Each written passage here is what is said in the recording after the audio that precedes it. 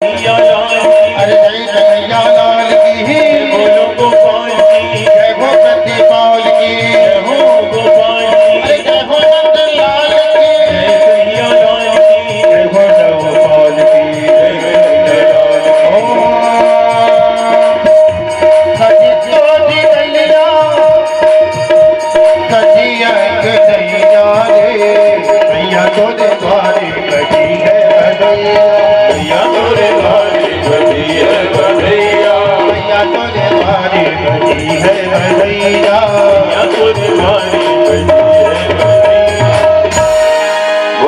बोले कृष्ण लाल की जय।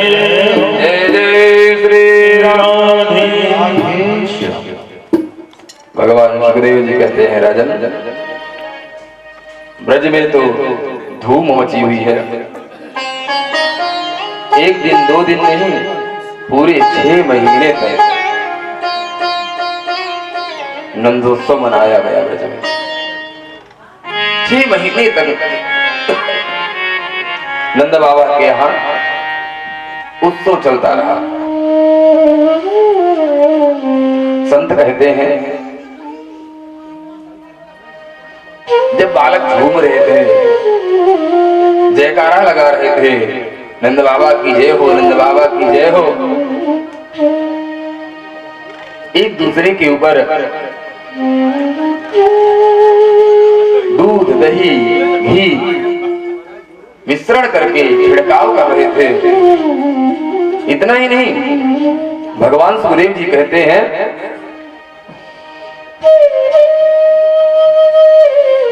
कि माखन के गोला बनाकर, माखन का गोला बनाते हैं और माखन के गोले बनाकर एक दूसरे के ऊपर फेंकते हैं। असिंचन्त्यो विलिम्बन्तो नवनीतैश्च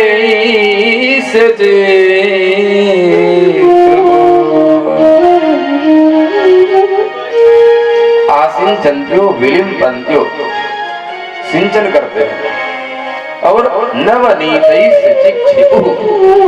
नवनीतै, नवनीत किसको बोलते हैं? माखन को। सिद्ध हो गया ना। कोई हल्दी का चूर्ण तेल मिला लिया, घी मिला लिया, उसका सिंचन कर रहा है। जिसके यहाँ जो था, थोड़ा नहीं, बड़े बड़े पात्रों में। जिसके यहाँ घी है, भैया मैं घी लाया एक वट का, कोई दही ला रहा है, कोई दूध ला रहा है। संत कहते हैं, ब्रज में चारों ओर सब लोग नाच रहे थे, झूम रहे थे। ब्रज की जो गोपियां थी, नंद बाबा के यहाँ बधाई देने के लिए जा रही थी। चारों ओर भीड़ थी। उस भीड़ में एक मैया फंस गई, बूढ़ी सियानी मैया। संतों का भाव है, चारों ओर लोग झूम रहे हैं, गीत गा रहे हैं। उस मैया ने पूछा, लाला का भयो, काहे की ताई इतनो शोर मचा रहे हो? बालक तो इतने मस्त थे, प्रसन्नता में। कई बार आदमी जब हृदय से प्रसन्न होता है ना, किसी कार्य में व्यस्त रहता है, प्रसन्नता में झूमता रहता है, तो उसको आवाज लगाओ तो कई बार आवाज सुनते हुए उसका ध्यान तो रहता नहीं, ध्यान तो उस कार्य में रहता है, उस प्रसन्नता में रहता है जो कार्य सिद्ध हुआ है। तो बालकों का ध्यान तो नंद बाबा के यहाँ था। मैया ने पूछा, लाला का भयो, काहे की ताई इतना शोर मचा रहे हो? बालक तो एक दूसरे के ऊपर नवनीतैश्च चिक्षिपुः, नवनीत यानी मक्खन का गोला बना करके एक दूसरे के ऊपर फेंक रहे थे। सो मैया ने जैसे मुंह खोला और पूछा कि लाला का भयो, तो का कहने में मुंह खुलता है ना, का।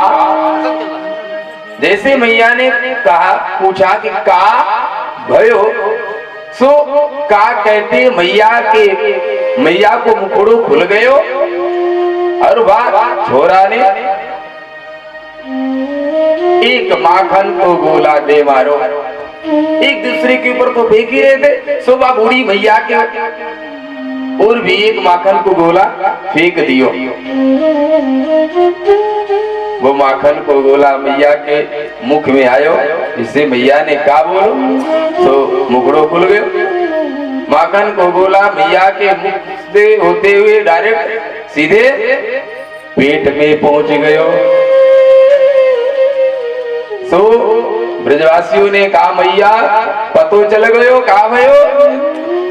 अब बूढ़ी सियानी मैया थी, बाकी दांत तो थे नहीं। मैया ने कहा बिल्कुल पतो चल गयो लाला, नंदराय के आ छोरा भयो। ब्रजवासियों ने कहा मैया तुमको तो पतो चल गयो, नंदराय के आ छोरा भयो छोरा। अब तो सारे ब्रज में धूम मची है।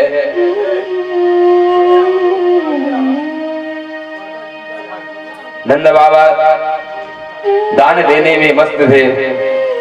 नंदो महामनास्तेभ्यो वासो लंकार गोधनम सूतमागध वंदिभ्यो ये नैवेद्यो उपजीविना।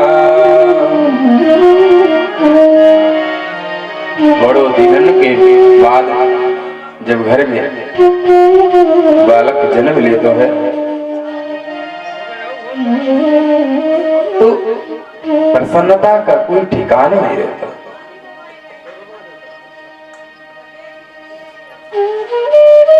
समय व्यतीत होता गया, 6 महीने का समय। नंद बाबा को पता ही नहीं चला कि 6 महीने कब बीत गए। जब हम किसी चीज का इंतजार करते हैं तो एक दिन का समय 1 वर्ष के समान व्यतीत होता है, और जब हम प्रसन्नता में रहते हैं तो 1 वर्ष का भी समय पता नहीं चलता कब व्यतीत हो गया। राजन अचानक नंद बाबा को ध्यान आया, मैं तो जब से बालक ने जन्म लियो है इतनो व्यस्त है गयो, मुझको पतो नहीं चलो। अरे मुझे राजा को कर देने भी जाना है।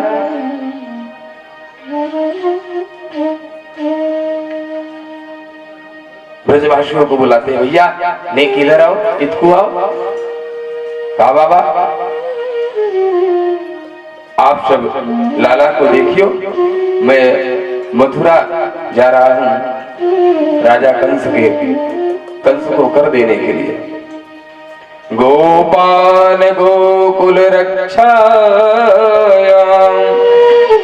निरूप्य मथुरां गतः नंदः कंसस्य वार्षिक्यं करं दातुं कुरुत्वः। गोपाल गोकुल रक्षायां निरूप्य मथुरां गतः नंदः कंसस्य वार्षिक्यं करं दातुं कुरुत्वः। भगवान सुखदेव जी कहते हैं नंद बाबा गोप बालकों को बुलाते हैं, गोकुल रक्षायाम गोकुल को सौंपते हैं। अब ये गोकुल की रक्षा करना, मैं मथुराम गता, मैं मथुरा जा रहा हूं। इसलिए बाबा नंदः कंसस्य वार्षिक्यम, नंद बाबा कहते हैं कंसस्य वार्षिक्यम करम वार्षिक्यम दातुम। मैं कंस का जो कर है वार्षिक कर, उस कर को दातुम देने के लिए जा रहा हूं।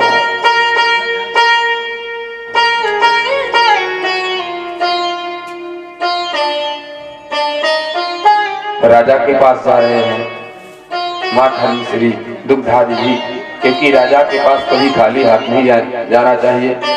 बैलगाड़ी बुलाते हैं, उसी में बैठकर नंद बाबा मथुरा पहुंचे। कंस को कर दिए। कंस को कर देने के बाद अब नंद बाबा भले मथुरा आए हैं, लेकिन मन उनका कहाँ है? मन तो गोकुल में है।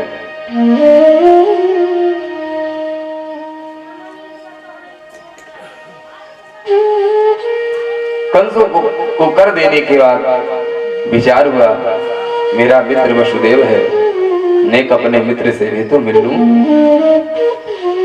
कारागार में आए, मित्र के पास। राजन, जैसे वसुदेव जी की नजर पड़ी, नंद बाबा आए हैं, हमारे मित्र हैं। वसुदेव जी खड़े हो गए और केवल खड़े मात्र नहीं हुए, सुखदेव जी ने बड़े सुंदर शब्दों में कहा, तम दृष्ट्वा सहसोत्थाय देह प्राणमिवागतम् प्रीतः प्रियतमं दौर्व्याम् सस्वजे प्रेम विह्वल। आज प्रेम से विह्वल हो गए नंद बाबा और वसुदेव। तम दृष्ट्वा सहसोत्थाय, दृष्ट्वा वसुदेवम, वसुदेव जी ने नंद जी को देखा तो सहसोत्थाय, जल्दी से खड़े हो गए।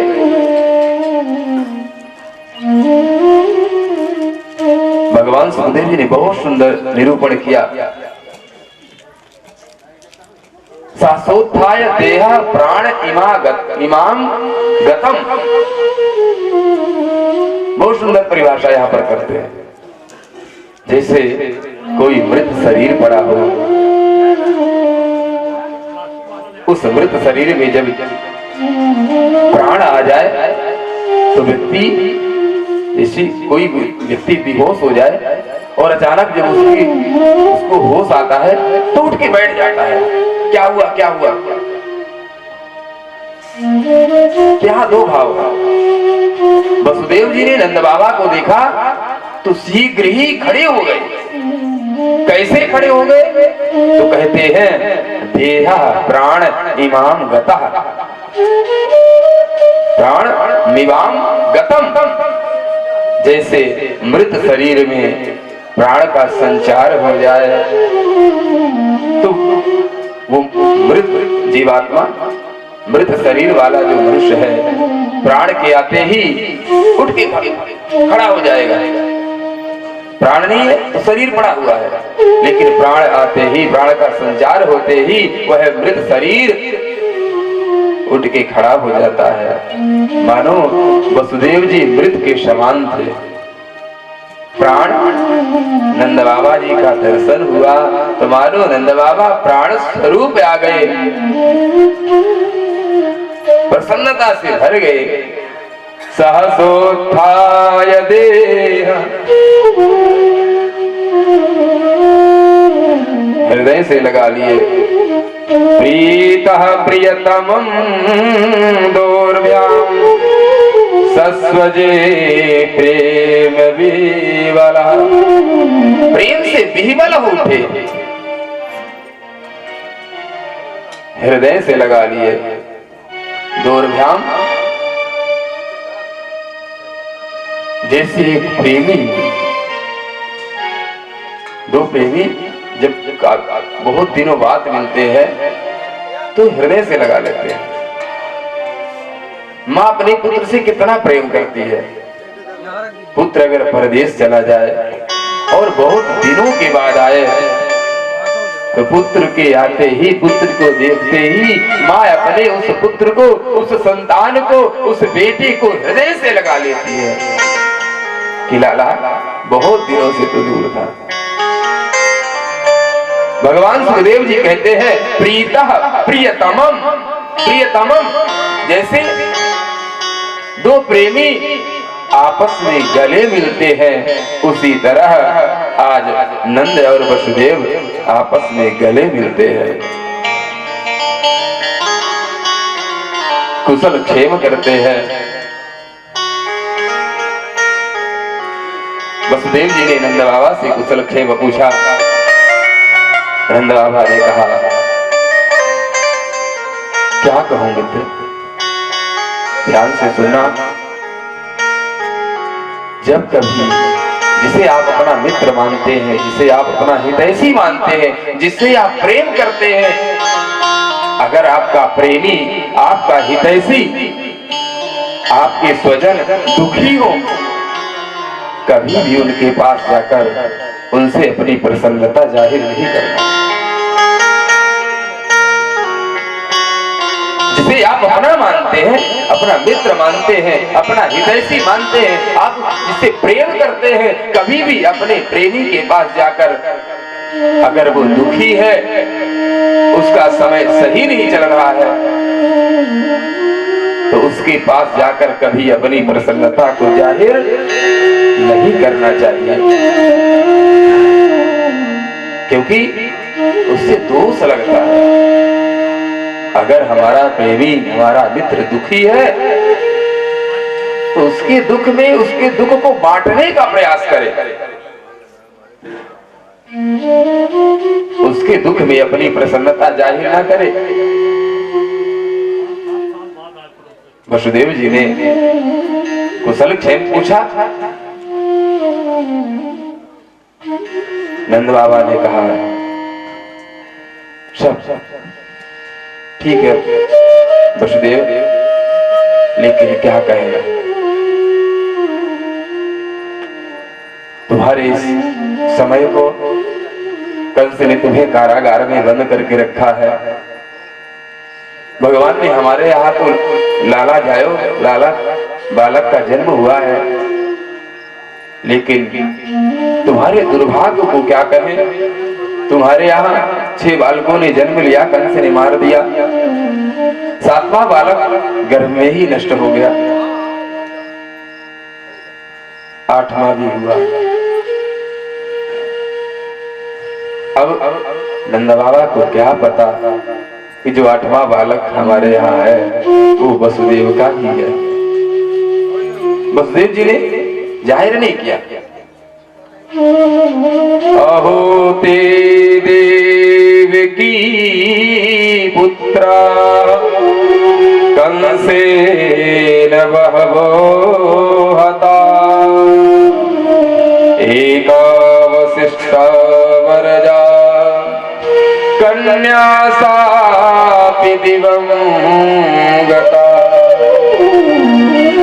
अहो ते देवकी पुत्रा, क्या देवकी ने बालकों को जन्म तो दिया, लेकिन कंसेन बहवो हता, कंस ने मार दिया। एका वसिष्ठा वरजा कन्या सापि दिवं गता, और ये कन्या भी हुई तो श्रापित थी, मानो वो आकाश में चली गई। नूनं यदृशरिष्ठो अदृष्ट परमो जनः अदृष्टमात्मनस्तत्त्वं यो वेद न समुह्यति। वसुदेव जी ने नंद बाबा से पूछा किस लिए आए थे। नंद बाबा ने सारा कारण बता दिया कि मैं कंस का कर देने आया था, सोचा तुमसे मिलता चलूं। कुछ समय व्यतीत हुआ। वसुदेव जी ने कहा बाबा बहुत समय व्यतीत हो गया, कुशल क्षेम करते, सुनो अब तुम शीघ्र गोकुल चले जाओ। नंद बाबा ने कहा नहीं चला जाऊंगा, इतने दिनों बाद मिले हैं मित्र, कम से कम कुछ समय साथ में बैठ तो ले। मित्र हो तो नंद और वसुदेव जैसा प्रयत्न करना, जिसे आप अपना मानते हैं, मित्र समझते हैं। मित्र की परिभाषा बहुत क्लिष्ट है। जितनी सरलता से हम 10 दिन का परिचय हुआ, हाथ मिला लिए तो एक दूसरे को मित्र कहने लगे। हाथ मिलाने वाला कभी मित्र नहीं हो सकता। हाथ मिलाने वाला दोस्त हो सकता है, लेकिन मित्र नहीं हो सकता। मित्र तो हृदय से मिलता है। जब वो दो हृदय एक हो जाए,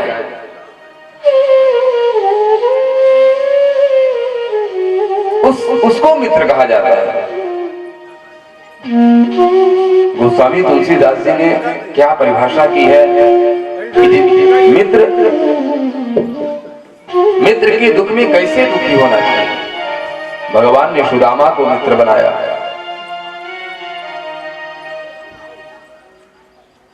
गोस्वामी तुलसीदास जी ने लिखा कि जो व्यक्ति मित्र के दुख में दुखी नहीं होता ना, उसको दोष लगता है, पातक लगता है। निज दुख गिरि सम रज कर जाना, निज दुख रज कर जाना, पुत्र के कर जाना, मित्र ही दुख रज मेरो समाना, मित्र ही दुख मेरो समाना, जेना मित्र दुख होई थारी, जेना मित्र दुख होई थारी, तेरी मिलाकत बालक भारी, जे दुख होई तुम्हारी,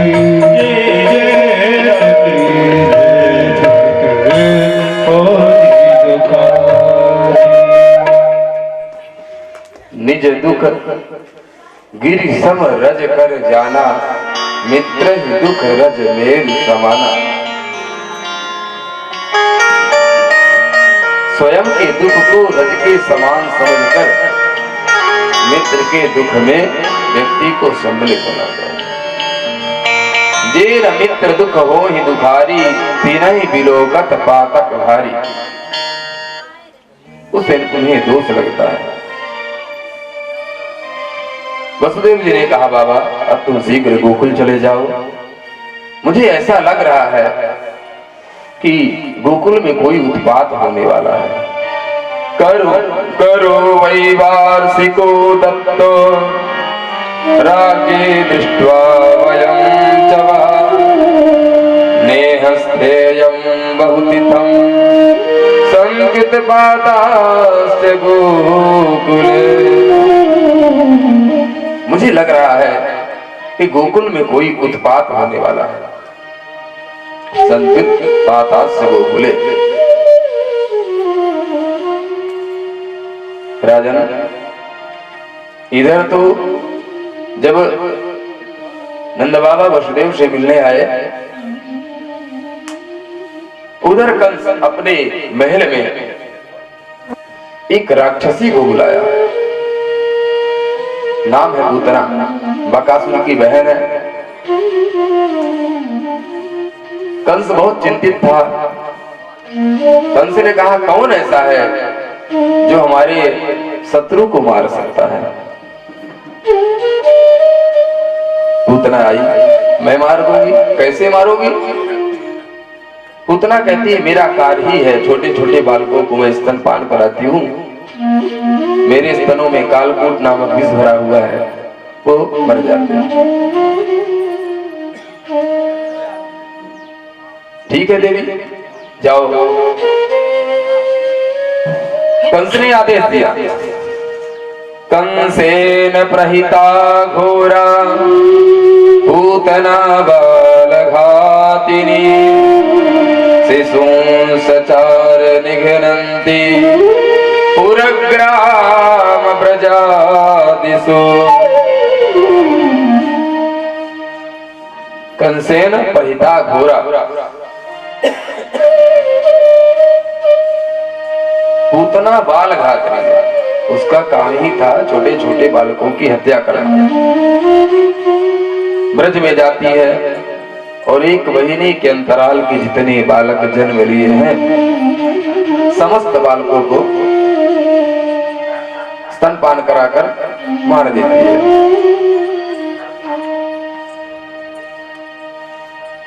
आकाश मार्ग से जा रही थी, अब ब्रज में तो 6 महीने चला ना नंदोत्सव। नजर पड़ी, ये गोकुल गांव है, बहुत शोर मचा है। और उसे पता कैसे चला? क्योंकि बालक जन्म लेने पर कौन से गीत होते हैं, क्या कहते हैं, सोहर। क्या बात है, कहीं अगर सोहर गबने लगे तो बताने की जरूरत नहीं है कि फलाने के यहाँ क्या हुआ है।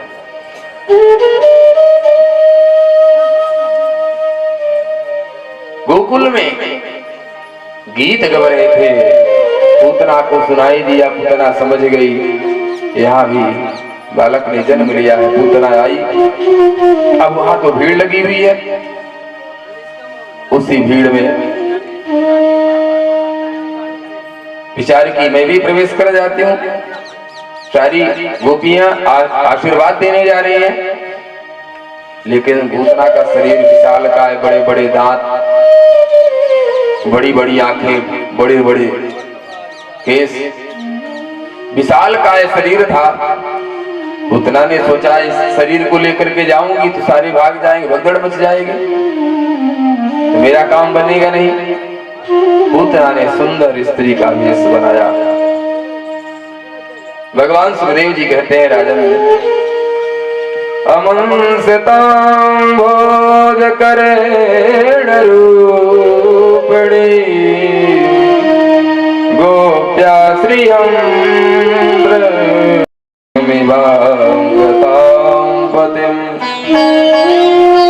राजन, गोप्या श्रियं द्रष्टुम इमाम गताम पतिम।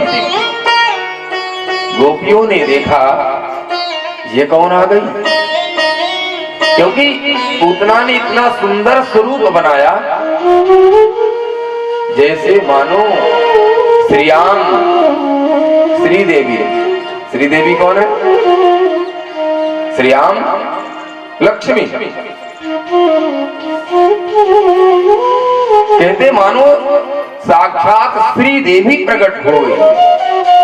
माता लक्ष्मी ही भगवान के दर्शन करने के लिए प्रकट हो गई। गोप्या श्रीयाम द्रष्टुम इमाम, क्या कह रही है? इमाम, अरे सभी देख देख,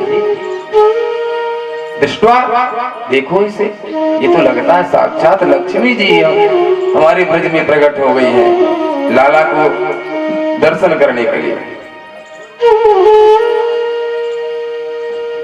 यशोदा के पास पहुंची, अरे बहन, अरे नेक मुंह तो अपने लाला को दर्शन कराओ। यशोदा तो बधाई ले रही थी, बधाई दे रही थी। यशोदा ने कहा, बहन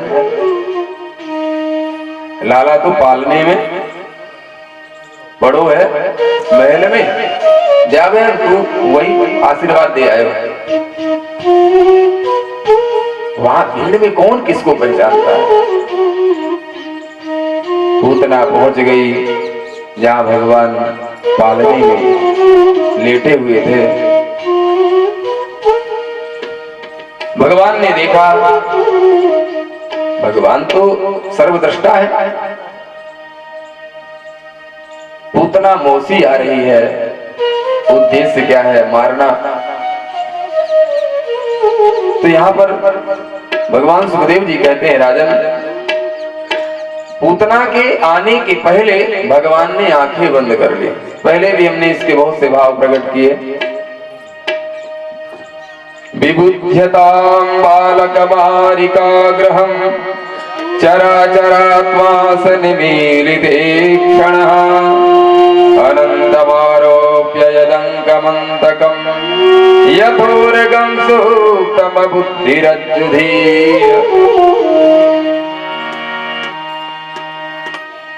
भगवान सुखदेव जी कहते हैं बालक अमारिकाग्रहम, मानो आज एक विग्रह आ गया। कौन सा ग्रह? बालकों को मारने वाला। जो चराचरात्मा, चराचर के जो आत्मा है, ऐसे प्रभु चराचरात्मा सनिमीलिते क्षणः, चराचर के जो आत्मा है, जो चराचर प्राणी मात्र में जिनका वास है, वो तो सब जानते हैं ना, उनसे कुछ छुपा तो है नहीं। तो भगवान तो जानते हैं पूतना का उद्देश्य क्या है। भगवान ने कहा इसके विचार बहुत गंदे हैं। थोड़ा सा ध्यान से सुनना, ज्यादा भाव प्रकट नहीं करेंगे, केवल शब्दार्थ जो दिए है, भाव तो बहुत सारे हैं। भगवान विचार करते हैं इसके भाव बहुत गंदे हैं। आ तो रही है मेरे पास, काम भी क्या करने आ रही है, माँ जैसा। माँ का काम क्या है? बच्चा रुदन करता है तो माँ दुग्धपान कराती है। तो काम तो अब माँ तो है नहीं, माँ तो यशोदा है, तो माँ जैसा काम कौन करती है? माँ की बहन। माँ की बहन ही माँ की तरह प्रेम कर सकती है, जिसे हम मौसी कहते हैं, माँ जैसी। तो भगवान विचार करते हैं कार्य तो माँ जैसा दुग्धपान कराएगी, लेकिन इसका जो उद्देश्य है वो गलत है। माँ कभी अपने बेटे को मारना नहीं चाहती और ये मारना चाहती है। मानो भगवान को गुस्सा आया, उन्होंने आंख बंद कर, इसको देखूंगा नहीं, ये देखने लायक नहीं है।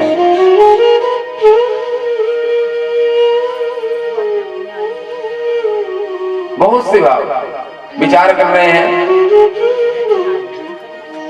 कि पूतना आ रही है, मुझे मारेगी, कार्य इसका माँ जैसा होगा।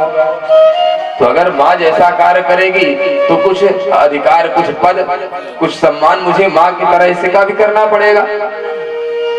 तो भगवान विचार कर रहे हैं मैं तो माखन मिश्री खाने आया हूँ। बहुत सुंदर भाव। और ये पूतना मौसी अपने स्तनों में जहर लगा करके आई हुई है, तो क्या करूं? मानो आंख बंद करके भगवान भोलेनाथ का ध्यान कर रहे हैं, प्रभु अब आप ही रक्षा करना, देखो मुझे तो इसका अभ्यास नहीं है। मानो भगवान आंख बंद करके भोलेनाथ का चिंतन कर रहे हैं, प्रभु आओ मेरे मुखमंडल में बैठो। आपको तो पूर्व अभ्यास है विष का पान करने का, आप मेरे मुखमंडल में बैठ जाओ, दुग्ध पान मैं कर लूंगा और दुग्ध में जो जहर मिला है उसका पान आप कर लेना। भगवान तो चाहते थे कि मुझे प्रभु का अधर रस मिले। जो आप बंसी श्रवण कर रहे हैं ना, भगवान भोलेनाथ बहुत दुखी थे कि आप प्रभु मुझे कब अपनाएंगे।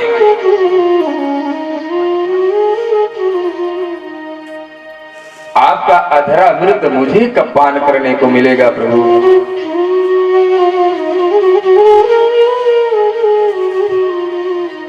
कैसे प्राप्त होगा?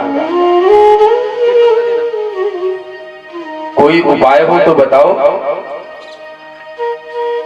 भगवान के अधरा अमृत पान करने के लिए भगवान भोलेनाथ जानते क्या बन गए? बांस बन गए। वंशस्ते भगवान रुद्र, ये रुद्र का ही स्वरूप है। वंशस्ते भगवान रुद्र।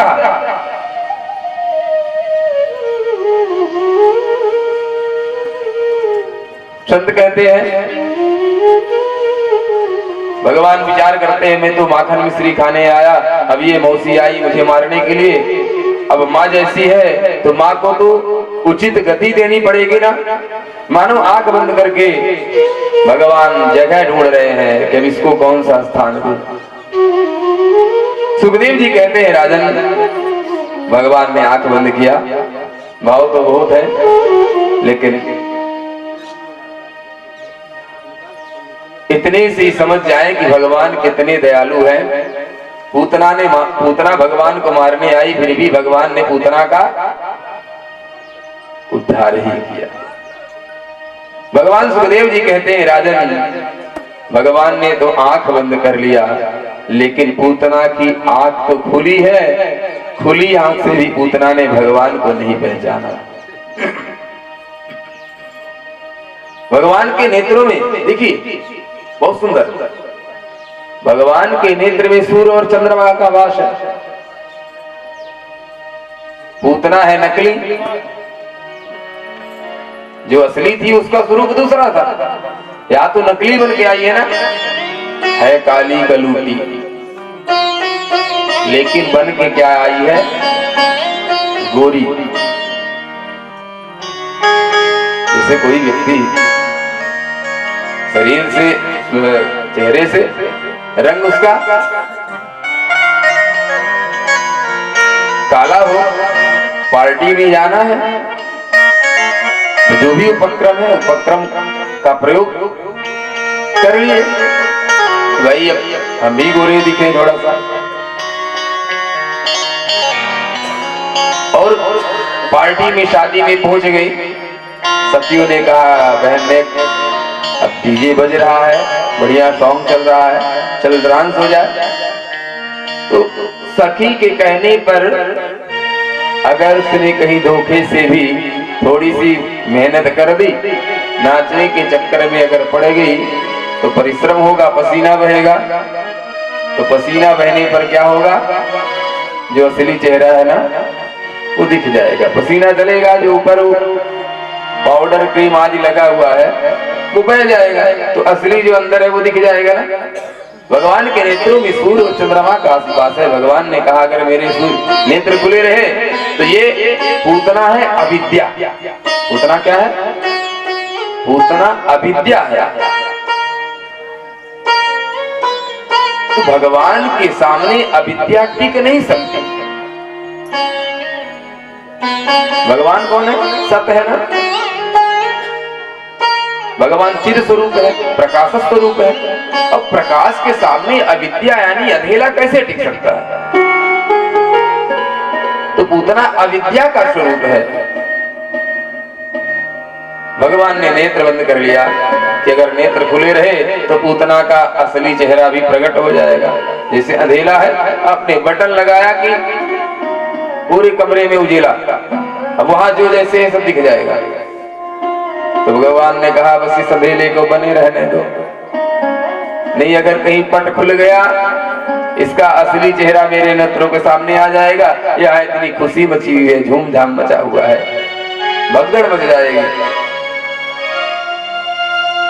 पूतना के नेत्र तो खुले हैं, लेकिन खुले नेत्रों से भी पूतना भगवान को पहचान नहीं पा रही है। सुखदेव जी कहते हैं पूतना ने भगवान को गोद में उठाया, कैसे, यथोरगम सुप्तम बुद्धरज्जुधि। आज मानो पूतना ने उसी तरह भगवान को गोद में ले लिया। अज्ञानता बस पहचान नहीं पा रही है कि असली में ये कौन है। ये शेषनाग है, ये छोटा सा बालक है, शेष सैया पर विराजमान होने वाला नारायण है या कि छोटा सा बालक है। यथोरगम सुप्त मबुद्धरज्जुधि। एक उदाहरण देते हैं कि आज अज्ञानतावश पूतना ने उसी तरह भगवान को गोद में उठाया जैसे कोई सोता हुआ व्यक्ति उठे, अब नींद अच्छे से खुली नहीं है। सोता हुआ व्यक्ति जब सो के अचानक उठते हैं ना तो दिखाई भी देता है लेकिन कम, क्योंकि निद्रा लगी रहती है, थोड़े नेत्र खुले होते हैं। तो जिसे सो के उठने वाले व्यक्ति की पूर्ण निद्रा नहीं खुली रहती और वो अंधेले में सर्प को रस्सी पकड़ समझकर पकड़ ले, मान लो नींद खुली सुबह सुबह, आपको ध्यान आया कि मैंने गाय को बाहर नहीं निकाला, गाय तो अभी 2 साला में है, अब कहीं सर्प पड़ा हुआ है, आपने समझा कि ये तो रस्सी है, काली काली पड़ी है, आंख मीचते हुए आपने रस्सी समझकर सर्प को पकड़ लिया। हो जाता है ना कई बार ऐसा। कहते यथोरगम सुप्त मबुद्धिरज्जुधि, जैसे व्यक्ति अनजाने में अंधेले में सर्प को रस्सी पकड़कर रस्सी समझकर उठा लेता है, या रस्सी भी पड़ी हो अंधेले में तो डर जाएगा सांप पड़ा हुआ है क्या, उसी तरह पूतना के नेत्र तो खुले हैं लेकिन भगवान को समझ नहीं पा रही है कि है कौन। आज अज्ञानता बस भगवान को गोद में पूतना ने उठाया, महल से बाहर निकली आकाश में, भगवान को लेकर के आकाश में उड़ गई, भगवान के मुख को पकड़ी, अपने स्तनों में भगवान के मुखड़े को लगाने लगी। भगवान सुखदेव जी कहते हैं राजन, पूतना भगवान के मुखड़े को पकड़कर अपने स्तनों में लगा रही है कि दुग्ध पान कर, लेकिन भगवान अपने मुख को स्तनों से हटाते हैं।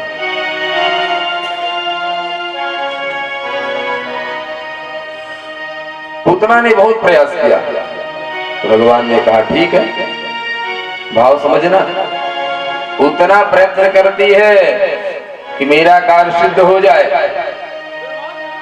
भगवान कहते नहीं कुछ परिश्रम कर, भक्त को भगवान दर्शन कब देते हैं, भक्त के मनोरथ को भगवान पूर्ण कब करते हैं, जब भक्त भगवान के लिए प्रयत्न करता है, परिश्रम करता है, भजन करता है, और जब भक्त भगवान को प्राप्त करने के लिए अहर्निश प्रयत्न करता ही रहता है तो भगवान फिर उसको पकड़ देते हैं।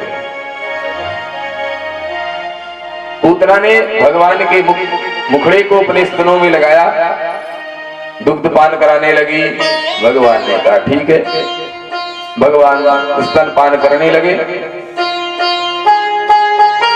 स्तन पान करते करते पूतना स्तन पान कराते कराते पूतना का शरीर जो था वो शिथिल पड़ने लगा, पूतना के प्राण खींचने लगे, अब तो उसके श्वास रुकने लगे, जैसे श्वास रुकने लगे पूतना को लगा अब मेरे प्राण, मुझे क्या हो रहा है, मेरी श्वास रुक रही है, तो बड़े जोर से भगवान के सर को पकड़कर अपने स्तनों से भगवान के मुख को अलग करना चाहिए, लेकिन भगवान ने कहा भैया मौसी अब मैं नहीं छोड़ूंगा। तस्मिन् सनं दुर्जर वीर्यमुर्वरम् घोराङ्कमादाय शिशो ददावत गाढं कराभ्यां भगवान् प्रपीड्यतः प्राणैः समं रोषसमन्वितो पिबत। पूतना को लगता है ये बालक मेरे प्राणों को ही पी जाएगा, पान कर लेगा। पूतना चीख पड़ी, बड़े जोर से चीखने लगी और भगवान के मुखड़े को अपने स्तन से बाहर करने लगी। सामुंच मुंचालमिते प्रभाषणे निष्पीड्यमानाखिल जीवमर्मणि विविक्त नेत्रे चरणो भुजो प्रसन्न गात्रा क्षिपते गुरो। सुखदेव जी कहते हैं राजन, पूतना ने प्रयत्न तो किया कि अब ये मुख को हटा ले। प्राणई समम रोष समन पीतो पिबत। अब इस शब्द का भी बड़ा सुंदर भाव। प्राणई समम रोष, रोष यानी गुस्सा, गुस्से में आकर, रोष में आकर, रोष यानी क्रोध में आकर जैसे बात करता है ना, तो मानो अब थोड़ा ध्यान से सुनेंगे तो भाव समझ में आएगा। पूतना भगवान के स्तनों, अपने स्तन में भगवान के मुख को लगा रही थी, भगवान अपने मुख को अलग कर रहे थे। पूतना नहीं मानी तो भगवान ने कहा ठीक है, जब तू नहीं मानती तो मैं तेरे कार्य को सिद्ध करता हूं। उसी तरह जैसे भक्त जब अनेकों अनेक संकट पाने के बाद भी, कष्ट पाने के बाद भी अगर भगवान के पथ को, भगवान के मार्ग को नहीं छोड़ता तो भगवान फिर उसके कार्य को सिद्ध करते हैं, प्रसन्न होते हैं। अब भगवान ने मुख लगा लिया और गुस्से में आकर के रोष समन वितो पिबत, भगवान रोष में आकर स्तनपान कैसे कर रहे हैं? रोष समन वितो पिबत, भगवान ने दुग्ध पान किया गुस्से में आकर, रोष में आकर। पूतना भगवान के रुपड़ों को बाहर निकाल रही, मेरे प्राण निकल जाएंगे। भगवान ने कहा मौसी अब तो नहीं छोड़ूंगा, क्योंकि मेरा स्वभाव है, पहले मैं किसी को पकड़ता नहीं हूं और जब पकड़ लेता हूं ना फिर उसे छोड़ता नहीं हूं। ये भगवान का स्वभाव है। इसीलिए नारायण के भक्त थोड़ा परेशान ज्यादा होते हैं। भगवान भोलेनाथ ब्रह्मा जी तो दर्शन जल्दी दे देते हैं, लेकिन भगवान नारायण जल्दी दर्शन नहीं देते, जल्दी प्रसन्न नहीं होते हैं, क्योंकि उनके स्वभाव में नहीं है। और जब वो प्रसन्न होते हैं तो फिर उसका साथ नहीं छोड़ते, उसका उद्धार होगा, उद्धार करके ही उसका कल्याण कर देंगे, तभी उसका साथ छोड़ेगा। पूतना के प्राण निकल गए। जैसे पूतना के प्राण निकले, भगवान ने विचार किया, आइए थोड़ा हास्य में चलते हैं। अब यहाँ रोष समन वितो पिबत के बहुत से भाव संतों ने अलग अलग भाव प्रकट किए कि आखिर भगवान को रोष नहीं आना चाहिए ना, भगवान को क्रोध नहीं करना चाहिए, तो भगवान रोष में आकर के पूतना का स्तनपान क्यों कर रहे थे? अब थोड़ा सा हास्य में चलते हैं। जब बहन के यहाँ बालक जन्म लेता है तो ननिहाल से क्या आता है?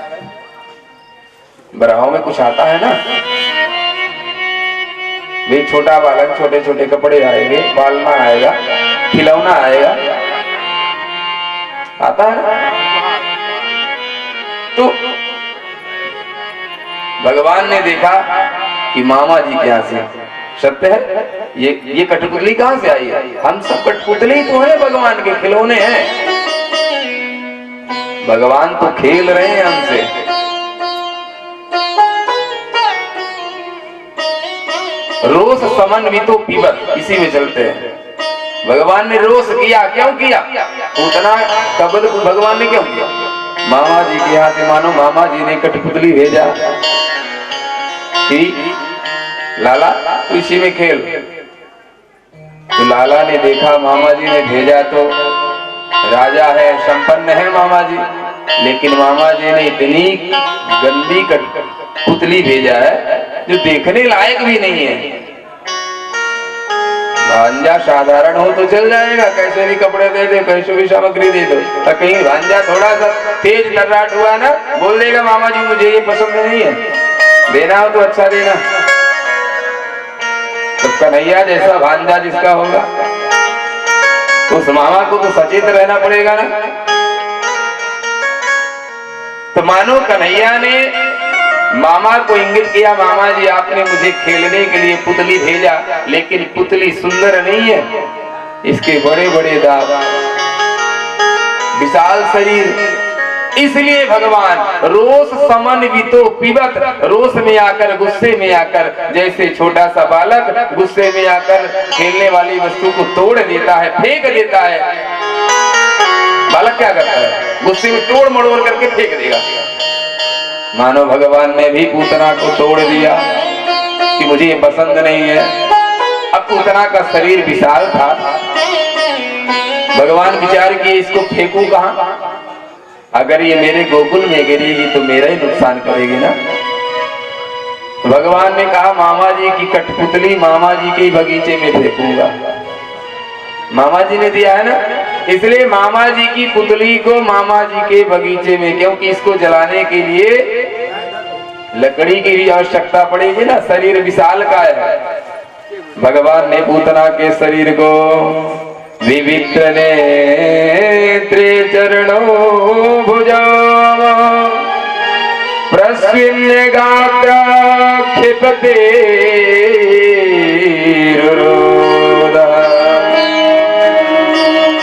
पूतना के विशाल काय शरीर को कंस के बगीचे में धड़ाम से फेंक दिया। जानते हैं पूतना कैसे गिरी? भगवान पूतना के स्तनों पर बैठे थे पकड़ के छाती में, पूतना धड़ाम से इसे पीछे के बल कंस के बगीचे में गिरी तो पूरा बगीचा तहस नहस हो गया।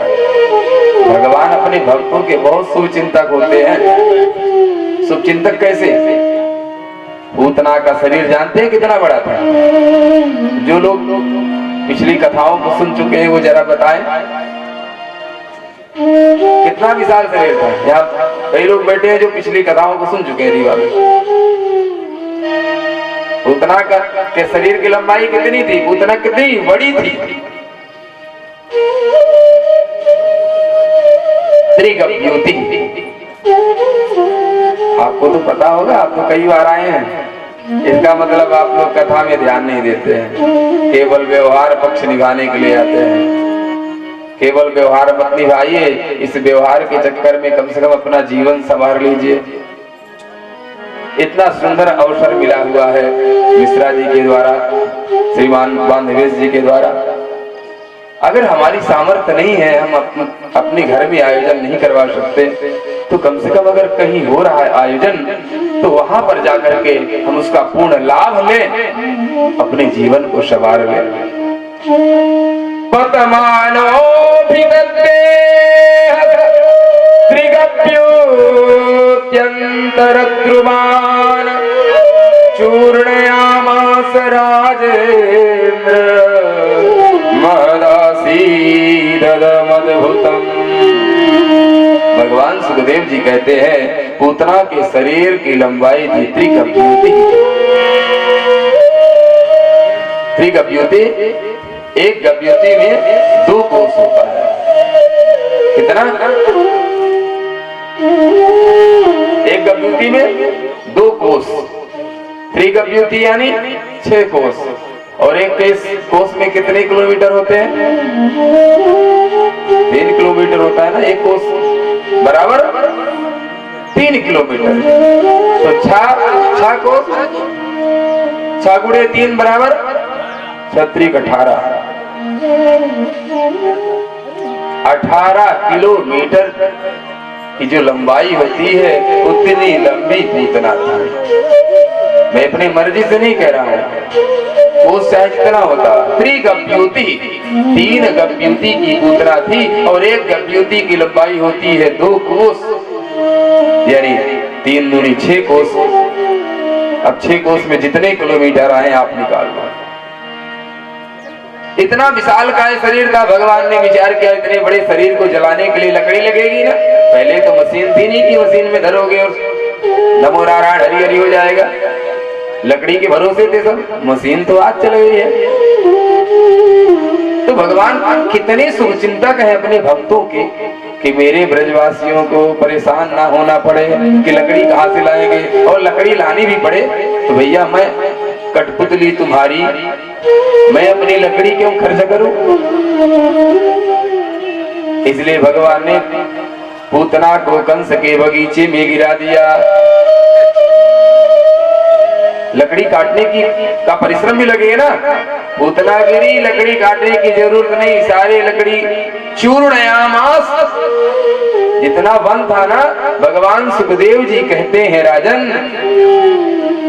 चूर्णयामास राजेंद्र, हे राजेंद्र सारा वन चूर्ण हो गया, यानी लकड़ी के टुकड़े टुकड़े हो गए, काटने की जरूरत भी नहीं। इधर से वसुदेव जी ने नंद बाबा को प्रेरित किया कि आप जल्दी जाओ, गोकुल में कोई उत्पात होने वाला है। नंद बाबा चल दिए। जैसे पल्ली पार गए, मथुरा से जब आप गोकुल जाएंगे ना, तो यमुना पार करना पड़ता है।